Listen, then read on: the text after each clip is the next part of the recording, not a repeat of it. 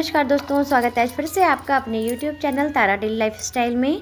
तो गाइस, रोज़ाना की तरह ही बहुत ही प्यारी सी सुबह हुई है और सुबह में मैं उठकर चली गई हूँ 4 बजे के समय झाड़ू लगाने। तो कल रात को हमारे यहाँ बारिश हुई थी। तो जब बारिश होती है तो आंगन में जो भी मिट्टी के बर्तन होते हैं, जैसे कि चूल्हा, बरोसी, छोटी बरोसी, तो इन सब चीज़ों को ढकना होता है, वरना ये मिट्टी पानी से धुल जाती है और ये एकदम टूट कर नीचे बिखर जाते हैं। तो अभी मैं झाड़ू लगा रही हूँ। तो अभी चूल्हे के पास आंगन में काफ़ी कचरा सा निकल रहा है, ऊपर पत्ते भी झड़ जाते हैं।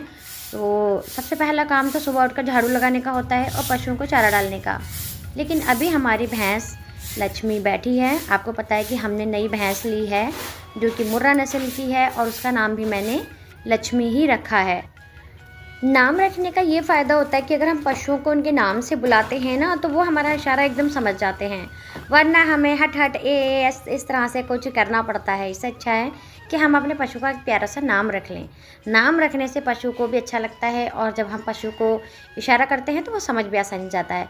तो देखिए, रात हमारी लक्ष्मी भैंस भूस के कमरे में घुस गई थी और सारे में देखिए लोट पीट होकर अपने ऊपर भूस लगाकर बैठी है आराम से। तो मैं झाड़ू लगाकर अब बाद में आई हूँ, क्योंकि भैंस बैठी थी तो मैं आई नहीं इसके पास। तो अभी मैंने यहाँ पर 1.5 किलो दलिया डाला है इसको खाने के लिए, क्योंकि हमारी भैंस प्रेग्नेंट है, ब्याने वाली है। तो ब्याने वाले पशु को बहुत ज़्यादा राशन की मात्रा देनी होती है। तो इसके नीचे देखिए काफ़ी पत्ती गीली हो गई थी, तो अब मैं इसको भी समेट देती हूँ। तो वैसे तो पत्ती बहुत सारी भी डाल सकते हैं नीचे, लेकिन मैं ज़्यादा नहीं डालती हूँ, क्योंकि मुझे अच्छा नहीं लगता। किचपिच सी हो जाती है, पेशाब गोबर सब नीचे ना किचपिच सा हो जाता है, पशु भी गंदे हो जाते हैं। तो मैं रोज़ाना साफ़ सफाई करती हूँ। जो भी गीली पत्ती होती है उसको उठाकर फेंक देती हूँ, यानी कि गोबर में भर लेती हूँ और सूखी सूखी को निकाल कर एक साइड लगा देती हूँ। इसमें हवा निकल जाती है और जो ज़्यादा गीली होती है पेशाब वाली, उसको मैं भरकर फेंकने के लिए ले जाती हूँ। तो अभी कुछ पत्ती जो साफ़ साफ़ लग रही थी मुझे थोड़ी सूखी, वो मैंने अलग कर दी है और बाकी कचरा जितना भी है गोबर के साथ भर लिया है। तो गाइस, सर्दियों में पशुओं पे बहुत ज़्यादा ध्यान देना होता है और स्पेशली जो ब्याने वाले पशु होते हैं या फिर दुधारू होते हैं, उन जानवरों का बहुत ज़्यादा विशेष तौर पर ध्यान रखा जाता है। फिर आपको तो पता ही है कि भैंस की कीमत बहुत ज़्यादा है। तो भैंस अगर हम ध्यान नहीं रखेंगे तो ये जो ब्याने वाले पशु होते हैं ये ख़राब हो जाते हैं और कीमत भी हमारी ख़राब हो जाती है, साथ ही हमें दूध पीने नहीं मिलता है। तो अभी देखिए कितना सारा गोबर भर लिया है मैंने एक टब में और मेरे हस्बैंड जी उठवा रहे हैं और अब मैं बहुत दूर जाकर फेंक कर आऊँगी। तो गाइस, आपको तो पता है कि हमारा खेत बहुत दूर है और सुबह सुबह ना अच्छी खासी एक्सरसाइज हो जाती है जब हम कूड़ा फेंकने खेत पर जाते हैं। तो घर से बहुत दूर कई गलियाँ पार करने के बाद फिर हमारा खेत आता है, वहाँ पर हम गोबर की खाद बनाते हैं, वहीं डाल देते हैं। तो मेरे साथ गोलू भी आ रहे हैं मस्ती करते हुए, क्योंकि सुबह का मौसम ना काफ़ी अच्छा होता है, शुद्ध हवा मिलती है, बहुत अच्छा लगता है जब हम खेतों की साइड जाते हैं।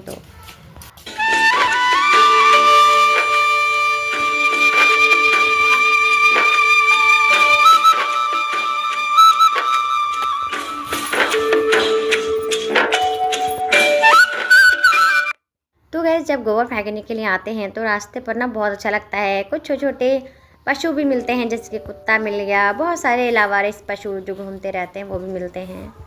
तो अभी मैं गोबर फेंक कर जा रही हूँ वापस अपने घर पर और मैं अंदर एंटर कर चुकी हूँ और अब मुझे करनी है अपने कमरों की अंदर की साफ़ सफाई, यानी कि झाड़ू पोछा वगैरह। क्योंकि गाइस, सुबह में जब साफ़ सफाई हो जाती है तो घर बहुत अच्छा लगता है, एकदम क्लीनिंग होनी चाहिए सुबह में। और अभी जो बेडशीट वगैरह है मैंने उसको सही कर दिया है, डस्टिंग भी कर दी है। अभी झाड़ू लगाने के बाद एक बार मैं पोछा लगा दूँगी। तो आजकल मैं पोछा बैठकर ही लगा रही हूँ, वाइपर से नहीं लगा रही हूँ, क्योंकि बिना एक्सरसाइज किए भी हमारी बहुत सारी एक्सरसाइज हो जाती है अगर हम थोड़ा ध्यान देते हुए अपने घर के कामों को करें। तो आपने देखा अभी मैंने गोबर वगैरह साफ़ किया, झाड़ू लगाई, फिर इतनी दूर गोबर फेंक कर आई, उसके बाद फिर अब यहाँ पोछा लगाऊंगी बैठकर, तो काफ़ी एक्सरसाइज हो जाती है उससे। तो गाइस, आज मैं आपको दिखाऊंगी किस तरह से मैं अपनी भैंस को नहलाती हूँ, किस तरह से उसका ध्यान रखती हूँ। ऐसा नहीं कि मैं गाय से प्यार करती थी तो गाय की बहुत अच्छी देख रेख करती थी, आपने बहुत सारी वीडियो में देखा होगा। लेकिन जो मेरे घर पर पशु है मैं उसे बहुत प्यार से रखना पसंद करती हूँ। जब गाय थी मैंने गाय को भी बहुत शिद्दत से पाला था, अब भैंस है तो भैंस को भी मैं बहुत ही प्यार से पालना चाहती हूँ, बहुत अच्छे से रखना चाहती हूँ, क्योंकि घर के पशु भी हमारे घर के सदस्य के बराबर ही होते हैं। तो गाइस घर की साफ़ सफाई हो चुकी है, नाश्ता भी कर लिया हम लोगों ने। अभी समय हो रहा है 10 बजे का। तो 10 बजे के समय मैं जा रही हूँ अपनी भैंस को नहलाने के लिए, क्योंकि हमारी भैंस जहाँ से आई थी उन लोगों ने इस पर ध्यान नहीं दिया था। ये काफ़ी गंदी सी नज़र आ रही थी, इसके ऊपर खुशकी बहुत ज़्यादा थी। एक दो इसके जो चिच्चड़ होते हैं वो भी निकले हैं। हालांकि चिच्चड़ जो पड़ते हैं वो गाय के पड़ते हैं, लेकिन जहाँ गाय भैंस दोनों पलती हैं, दोनों रहती हैं, तो एक दूसरे की जो जूं होती है वो एक दूसरे के संपर्क में आने से किसी को भी हो जाती है। तो जो गाय की जूं होती है वो भैंस की भी नज़र आ जाती है। तो मैंने सारी साफ़ सफाई करने के बाद अपनी भैंस को अच्छे से नहलाया है और मैंने इसको शैम्पू किया है, क्योंकि गाइस जब तक हम शैम्पू नहीं करते हैं तो पशुओं में क्लीनिंग नहीं आती है, उनकी स्किन एकदम साफ़ नहीं होती है। तो मैंने अच्छे से शैम्पू किया है और बहुत अच्छे से इसके पैर, नीचे पेटी सभी को रगड़ा है। इसके सिर और रस्सी की जगह में काफ़ी अच्छे से शैम्पू लगाने के बाद मैंने अपनी भैंस को साफ़ पानी से नहलाया है। और इसे नहलाने में ना मुझे पानी की बाल्टियाँ बहुत ज़्यादा भर भर के ढोनी पड़ी, क्योंकि लाइट आ नहीं रही थी, वरना मैं पाइप से नहला देती तो आसानी होती। लेकिन फिर मैंने सोचा कि धूप चली गई तो फिर ठंडा हो जाएगा मौसम, इसलिए मैं बाल्टी पानी भर भर कर लेकर आई। बहुत सारी बाल्टियाँ लेकर आई नल से भर के, और मैंने ऐसे ही अपनी भैंस को नहलाया था। इसमें पानी बहुत ज़्यादा खर्च हुआ था, तो क्योंकि काफ़ी दिन से ऐसा लग रहा था भैंस नहा ही नहीं है। तो गाइस मैं अपने पशुओं को इसी प्रकार से नहला कर फिर अच्छे से रखती हूँ, क्लीनिंग करके उनकी, क्योंकि इनके संपर्क में हम भी आते रहते हैं। तो अगर पशु किसी बीमारी के संपर्क में आ जाते हैं तो उससे हमें भी खतरा बना रहता है। साथ में दुधारू पशु के लिए अच्छा नहीं होता है, और ये तो फिर ब्याने वाली भैंस है। तो अभी मैं नहलाने के बाद अपनी भैंस को ऑयलिंग करूँगी। तो मैंने यहाँ पर सरसों का तेल लिया है, और सरसों के तेल को मैंने इसकी पूरी बॉडी पर अच्छे से मसाज टाइप का किया है एकदम। इससे इसको बहुत ज़्यादा राहत भी मिलेगी, दर्द भी महसूस नहीं होगा। साथ ही इसकी जो स्किन है उसमें खुश्की नहीं होगी, और जो स्किन होती है ना एकदम चमकदार बनी रहती है भैंसों की, बहुत अच्छी रहती है। इनके सींगों पर भी तेल लगाना चाहिए। तो जहाँ पर इसकी रस्सी बंधी है वहाँ पर काफ़ी खुश्की हो रही थी, सफ़ेद सफ़ेद सी ना स्किन उखड़ रही थी, तो मैंने वहाँ पर भी काफ़ी तेल लगाया, और इसको पूरे अच्छे से मैंने इसकी पेटी पर और पैरों पर सब में तेल लगाया था। और उसके बाद देखिए अब मैं अपनी भैंस को जिसमें चारा डालती हूँ ड्राम, उसको धो रही हूँ। और इसको भी हमें रोज़ाना धोना चाहिए, क्योंकि इसमें भी ना जब चारा पड़ा रहता है तो स्मेल आने लग जाती है। तो सफाई होती है, तो इसकी भी सफाई करने के बाद मैं इसको सांदी लगाऊंगी। तो अभी मैं भुज की सांदी लगा रही हूँ, क्योंकि मुझे दलिया खिलाना है इसमें। तो इस बाल्टी के अंदर दलिया है, साथ ही कुछ सूखी रोटियाँ हैं, और इसी में मैंने कैल्शियम मिलाया है। कैल्शियम ब्याने वाले पशुओं को ब्याने से पहले अगर मिल जाए तो बहुत अच्छा रहता है। तो मैंने एक टब भूस डाला था, उसी के अंदर सभी की सांदी लगा दी है, और ये सांदी भैंस बहुत ही खुशी से खाएगी। और इसमें जो राशन है उससे इसको बहुत ज़्यादा फ़ायदा भी मिलेगा। तो नीचे देखिए जितने भी पानी था, जितना भी कूड़ा कचरा सा था, वो मैंने सारा साफ़ कर दिया है। ये पूरा खड़ंजा मैंने बिल्कुल पानी से धो दिया है। और ऊपर देखिए भैंस के ऊपर कुछ धूप भी आ रही है। वैसे ज़्यादा धूप नहीं आ पाती है, क्योंकि हमारा ऊपर अमरूद का पेड़ है, और देखिए इसमें मोटे मोटे अमरूद पक रहे थे, तो मैंने 3 अमरूद तोड़े थे।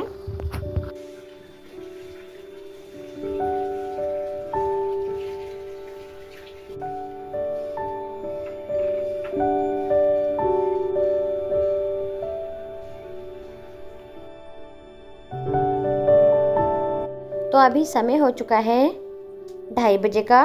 तो अब मैं अपनी भैंस के ऊपर झोल डाल देती हूँ। वैसे ये झोल हमारी गाय की है, तो भैंस पर छोटी पड़ जाती है।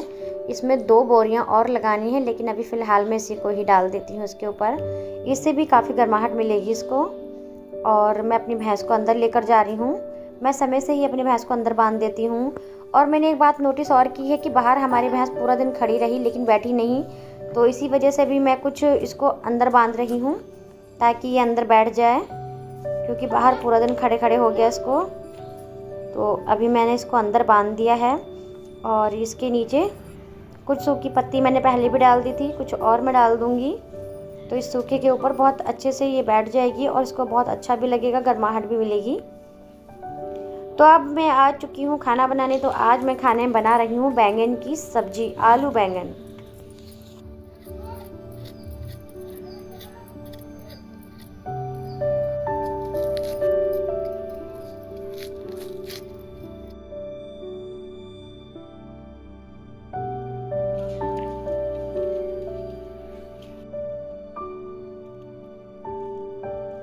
तो सर्दियों में चूल्हे पर खाना बनाना बहुत अच्छा लगता है और सभी को लगभग अच्छा ही लगता है, क्योंकि सर्दियों में जब हम चूल्हे पर खाना बनाते हैं तो काफ़ी गर्माहट सी मिलती है। और अभी देखिए मैं छत पर आई हूँ, यहाँ पर कुछ प्याज की आल थी तो मैंने वो भी काट ली है। तो हमारे गार्डन में मैंने कुछ धनिया और पालक लगाया है, तो मैंने कुछ पालक भी काट लिया था। और अब देखिए मैं सिल पर पीस रही हूँ प्याज, लहसुन और अदरक। तो आपको तो पता ही है कि मुझे सिल पर मसाला पीसना अच्छा लगता है, क्योंकि ये जो मसाला होता है ना, इसकी सुगंध बहुत अच्छी आती है जब हम सब्ज़ी बनाते हैं।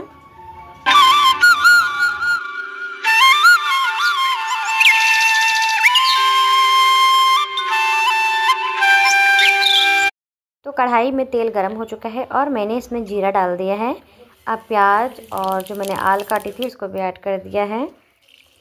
तो गाइस, जो चूल्हे पर खाना बनाते हैं बहुत अच्छा लगता है। साथ ही सर्दियों में गाँव में ज़्यादातर चूल्हे पर चावल की रोटी बनाने की परंपरा रहती है और चावल की रोटी इस समय स्वाद भी बहुत लगती है। तो मेरे घर पर भी रोज़ शाम को चावल की रोटी बनाई जाती है।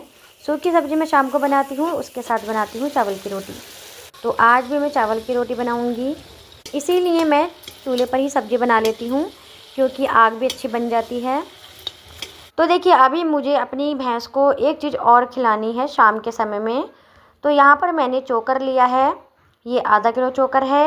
और 1 कटोरी यहाँ पर चीनी ली है मैंने, और यहाँ 100 ग्राम तेल लिया है सरसों का। और इसको अच्छे से मिक्स करना है और सूखा करना है, पानी नहीं ऐड करना है। और अब मैं अपनी भैंस को ऐसे ही इसको खिला दूँगी। इससे बहुत ज़्यादा असर मिलता है। जो भैंस है इसमें बहुत ज़्यादा ताकत भी आती है, दूध बढ़ाती है। जब भी ये ब्याएगी तो बहुत अच्छा दूध का रिज़ल्ट मिलेगा देखने को, और जो इसका बेबी है वो भी बहुत अच्छा मिलेगा। तो अभी देखिए सब्ज़ी बन चुकी है, मैंने चावल का आटा भी गूँध लिया है। अब मैं रोटियां बनाऊंगी चावल की। तो गैस, मैंने चावल का आटा अच्छे से गूँधा था। जब तक कि चावल का आटा अच्छे से नहीं गूँधता है तो चावल की रोटी बनाने में मज़ा नहीं आता, टूटने लग जाती है रोटी बनाते हुए। तो देखिए चावल की रोटी मैं बना रही हूँ और बिल्कुल गोल है। ये रोटियाँ बहुत स्वाद लगती हैं सब्ज़ी के साथ जब भी हम खाते हैं। आलू गोभी की सब्ज़ी के साथ अगर आप चावल की रोटी खाएंगे तो बहुत अच्छी लगेगी।